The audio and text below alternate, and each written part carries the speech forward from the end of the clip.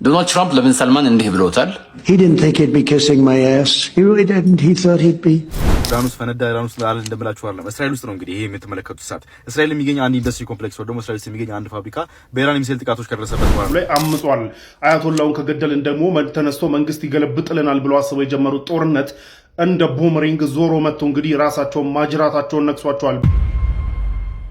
አሰላሙ አለይኩም ወራህመቱላሂ ተዓላ ወበረካቱ። ውድና የተከበራችሁ የኑር ፋሚሊዎች እንዴት አላችሁ? እንግዲህ ሰሞኑን እንዳጋጣሚ ሆኖ ቪዲዮዎችን መስራት አልቻልኩም። ነገር ግን በጣም አንድ የሚያበሳጭ ቪዲዮ እንግዲህ ዶናልድ ትራምፕ ለቆ ነበረ። የተናገረው ንግግር በጣም ወላሂ ለሙስሊሙ ማህበረሰብ በጣም ልብን ሰርስሮ የሚገባ በጣም ከባድ የሆነ ንግግር ነው። እስኪ አብረን እንመልከተው። ዶናልድ ትራምፕ ለብን ሰልማን እንዲህ ብለውታል። He didn't think he'd be kissing my ass. He really didn't. He thought he'd be. ትርጉሙ ቪዲዮ ላይ እንዳያችሁት ነው። ትንሽ ቃሉን መናገር ስለደበረኝ ነው። ዶናልድ ትራምፕ ስሙን እያጠፉ ነው ወይስ ትክክል ናቸው? ሐሳባቸው ምንድነው? ኮሜንት አድርጉልኝ። ፎሎ ማድረግ እንዳትረሱ። በጣም ነው የሚያዝበው ያ ጀማ። ይህ ነገር እንዲሁ በቀላል ንግግር የሚታይ ነገር አይደለም። የአሜሪካ ፕሬዚዳንት ነው ንግግሩን ያደረገው። ወርዶቹ ቃላቶቹ በጣም ከባድ ናቸው። እኔም በዚህ ቃል በቃል ልጠራላችሁ አልችልም። ግን በጣም ጸያፍ የሆነ ንግግር ባይዙ ሳዑዲን ታርጌት የሚያደርግ ማንኛውም አይነት ንግግር እስልምና ላይ የተሰነዘረ አይነት ንግግር አድርጌ ነው የምወስደው። ሁላችሁም በዛ ልክ እንደምትረዱ ተስፋ አደርጋለሁ። አላኩል ያህል ግን የሳዑዲ አልጋ ወራሾች ወይም ደግሞ የሳዑዲ ነገስታቶች በጣም እስልምናችንን እያሰደቡ እንደሆነ ነው የሚሰማኝ። እስኪ እናንተ ደግሞ ለየት ያለ ሐሳብ ካላችሁ ኮሜንት ላይ ያስቀምጡልኝ። በሰፈሩት ቁና መሰፈር አይቀርም እንዲሉት ዙልፋ ዶናልድ ትራምፕ ሳያስቡ የገቡበት ጦርነት የኢራን ህዝብ የኢራን መንግስቱ ላይ አምጿል። አያቶላውን ከገደልን ደግሞ ተነስቶ መንግስት ይገለብጥልናል ብለው አስበው የጀመሩት ጦርነት እንደ ቡመሪንግ ዞሮ መጥቶ እንግዲህ ራሳቸውን ማጅራታቸውን ነክሷቸዋል። በትላንትናው ዕለት እንደምታውቁት እንግዲህ የኢራን ህዝብ ሚሊየንስ በሚሊዮኖች ወጥቶ አዲስ የተሾሙትን አያቶላ ሙጅተባ ኾሜኒን እየደገፈ ባለበት ሰዓት ግን በትላንትናው ዕለት ሚሊየንስ ደግሞ አሜሪካውያን በመውጣት ዶናልድ ትራምፕ ኢሚዲየትሊ ስልጣን ሊለቅ ይገባል የሚል ጥሪዎች እያሰሙ ነው ያሉት። ለዚህ ደግሞ ሪዝናቸው 3 ሪዝን ናቸው። አንደኛው ያለምንም ማንንም ሳያማክር ያለምንም እንትን በማይመለከተን የገባበት የኢራን ጦርነት ይህ የዶናልድ ትራምፕ የፖሊሲ ፌሊየር ነው የሚል ጥያቄ ነው። አንደኛው የኢራንን ጦርነት በመቃወም ነው።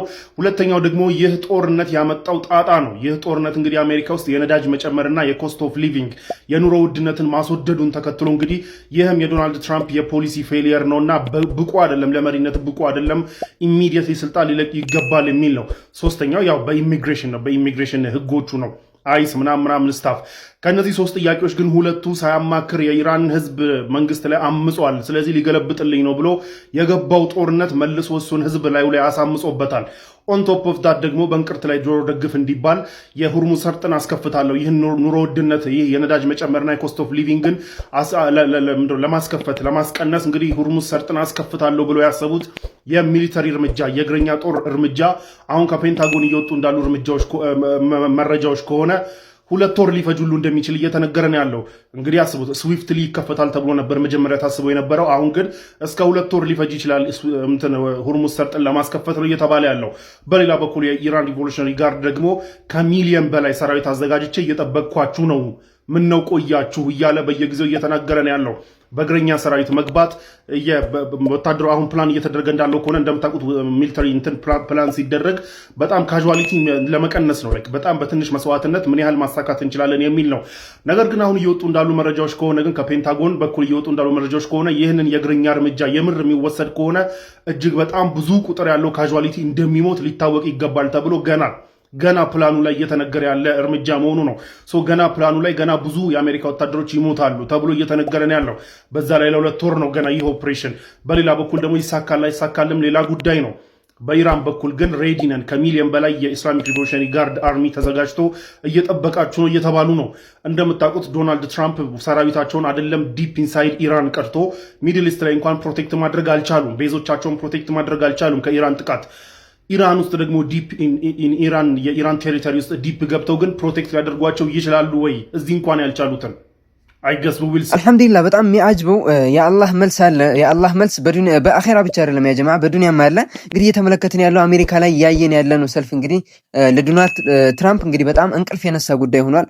ስልጣኑንም እየነቀነቀው ነው የሚገኘው። እንግዲህ እነሱ በኢራን ላይ ሲያሰሩት የነበረው ሴራ እንግዲህ ይህ የአላህ መልስ ነው ብዬ ነው የማስበው። እንግዲህ በአሜሪካ ትልቅ ተቃውሞ እየተከናወነ ነው የሚገኘው። እንግዲህ የመጨረሻውን ደግሞ ፍጻሜው ምን እንደሚመስል ደግሞ አብረን የምንመለከት ይሆናል። በስነድ የምትመለከቱት ሰዓት እንደተለመደው ወር ደግሞ እኔ እንደምነጋ የምነግራችሁ ኢራን ውስጥ ፈነዳ፣ ኢራን ውስጥ አለ እንደምላችሁ አይደለም። እስራኤል ውስጥ ነው እንግዲህ ይሄ የምትመለከቱት እሳት። እስራኤል የሚገኝ አንድ ኢንዱስትሪ ኮምፕሌክስ ወይ ደግሞ እስራኤል ውስጥ የሚገኝ አንድ ፋብሪካ በኢራን የሚሳይል ጥቃቶች ከደረሰበት በኋላ ነው እንግዲህ እንደምትመለከቱት ኢንገልፍድ ደግሞ በእሳት ተውጦ የነበረው። ሰዎች ሰከንደሪ ኤክስፕሎዥን ወይ ደግሞ ሁለተኛ ፍንዳታ ስላለው ወይ ነዳጅ ወይ የሆነ ኤነርጂ አሊያም ደግሞ ፈንጂ ማከማቻ ነው ብለው እየገመቱ ነው የሚገኙ። ስለዚህ ማሽኖች ወይ ደግሞ የተለያዩ ነገሮች ያሉበት ቦታ ከሆነ ነዳጅ አለ ወይ ላለ ተቀጣጣይ ነገሮች አሉ። ከዚህም በተጨማሪ ደግሞ የነዳጅና የጦር መሳሪያ ማከማቻም ከሆነ እንደዚሁ ሰከንዳሪ ደግሞ ሁለተኛ እንትኖች ፍንዳታዎችና ሰከንዳሪ ኤክስፕሎዥን የሚባል ነገሮችም እንደዚሁ ይገጥማቸዋል። ስለዚህ የምትመለከቷቸው እንግዲህ የፋብሪካው ሰራተኞች ናቸው። ከፍንዳታው ወይ ደግሞ ከጥቃቱ በኋላ ወጥተው እየቀረጹ ባለበት ሰዓት ማለት ነው። ኦልሬዲ ዝታ ነበረ ወይ ደግሞ ኢራን ወደ ኢነርጂ ኢንፍራስትራክቸሮች ወይ ደግሞ ወደ እነዚህ ወደ ፋክተሪዎች ወደ ፋብሪካዎች እንትኔን አዙራለሁ አቅጣጫን አዙራለሁ ብላ ዝታ ነበረ። እንደዛተቹ ማድረጋለች። እንግዲህ ከትላንትና ወዲያ ጀምሮ የተለያዩ የኢራን ፋክተሪዎችና የኢራን ፋብሪካዎች ላይ የእስራኤል ጥቃቶች የደረሱ እንደነበር እናስታውሳለን። የእስራኤል ጥቃቶች እንግዲህ ኢንክሉድ የሚያደርጓቸው ሁለት ስቲል ፋክተሪዎችን እንደዚህ ተመተዋል። ከዚህም በተጨማሪ ሌላ የሄቪ ዋተር ኮምፕሌክስ እንደዚህ ተመተውባቸው ነበር ኢራኖች። እንግዲህ አሁን እንደዛ አድርገውታል። ከዛቸው መካከል እንግዲህ አሁን የሚጠበቀው በሚድል ኢስት ወይ ደግሞ በዛው በአካባቢ በጂሲሲ ካንትሪ ውስጥ የሚገኙ የኢራንና የእስራኤልና የአሜሪካ ዩኒቨርሲቲዎችና የትምህርት ተቋማት ላይ እንደዚህ ጥቃት ሰነዝራሉ ማለት ነው። ከዚህ እንግዲህ ኢራን ውስጥ የሚገኙ ዩኒቨርሲቲዎች በእነዚህ ጥቃቶች እየተመቱ እንደነበርና ኢራን ውስጥ ያሉ ዩኒቨርሲቲዎች ኦልሞስት ሙሉ በሙሉ ድመማታቸው እስኪጠፋ ድረስ በአሜሪካና በእስራኤል ድብደባዎች የተካሄደባቸው ስለሆነ ነው። ሲወጡ አንፎልድ ሲያደርጉ መነግራቸው ይሆናል። ፎሎ ማድረጋችሁ እንዳትረሱ። ይመቻችሁ። መልካም ቀን ምሽት። አሜን። ሰበር ከደቂቃዎች በፊት ኢራን ውስጥ በደረሰ ጥቃት እንግዲህ የኢራን የኤሌክትሪክ ፋሲሊቲዎች መመታታቸው እየታወቀ ነው ያለው። በዚህም እንግዲህ ቴህራን ውስጥ የተወሰኑ ቦታዎች ላይ የመብራት መቋረጥ ታይቷል። ይህንን የቴህራን ኦቶሪቲ እንግዲህ መብራት መቋረጡን ብልሽቱን ለማስተካከል እንቅስቃሴ እያደረገ እንደሆነ አሳውቋል። ነገር ግን እንደምታውቁት ዶናልድ ትራምፕ የኢራንን የመብራት ፋሲሊቲዎች እመታለሁ ብለው ዝተው ሲያበቁ የ48 ሰዓት አልቲሜተም ሰጥተው ሲያበቁ ለ5 ቀን እንዳራዘሙትና በኋላም ያ 5 ቀን ማለቁን ተከትሎ እንግዲህ ለተጨማሪ 10 ቀን እንዳራዘሙት ታውቃላችሁ።